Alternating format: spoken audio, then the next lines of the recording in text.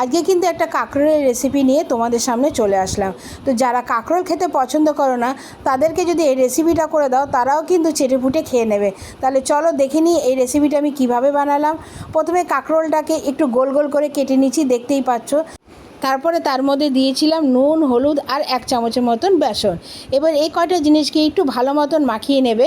মাখিয়ে নিয়ে কড়াইতে তেল দিয়ে একটু লাল লাল করে ভেজে নিতে হবে। আর আমি একটা মশলা তৈরি করে নিয়েছিলাম, তার মধ্যে ছিল পোস্ত, তিল আর ছিল খানিকটা কালো সর্ষে আর কয়েকটা কাঁচা লঙ্কা। এবার এই কটা জিনিসকে ভালো মতন একটু পেস্ট করে নিতে হবে।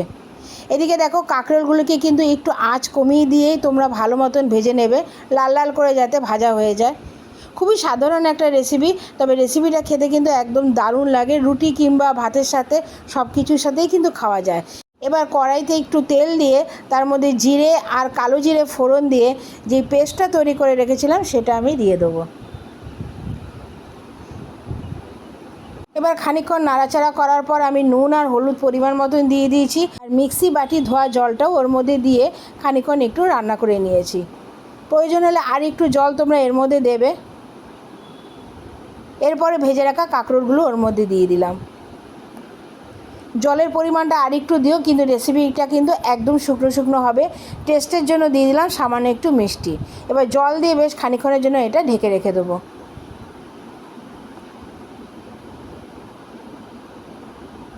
দেখো রেসিপিটা কিন্তু প্রায় হয়েই এসছে।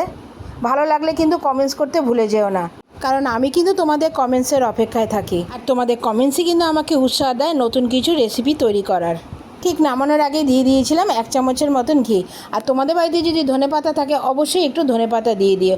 আমার বাড়িতে ছিল না তাই আমি দিতে পারলাম না। তো রেসিপিটা কেমন লাগলো অবশ্যই কিন্তু আমাকে কমেন্টস করে জানাবে। ভালো লাগলে কিন্তু একটা লাইক, কমেন্টস আর এটা বন্ধুদের সাথে শেয়ার করে দিও। আমার রেসিপিটা যদি তোমরা ফেসবুক থেকে দেখে থাকো তাহলে অবশ্যই একটা ফলো করে দিও। আর যদি ইউটিউব চ্যানেল থেকে আমার রেসিপিটা দেখে থাকো তাহলে অবশ্যই সাবস্ক্রাইব করে দিয়ে পাশে থাকা বেল আইকনটা টিপে দিও, যাতে তার নোটিফিকেশানটা সবার আগে তোমার কাছে চলে যায়। আবার আসবো একটা নতুন রেসিপি নিয়ে। তোমরা ভালো থাকো, সুস্থ থাকো। এখনের জন্য টাটা।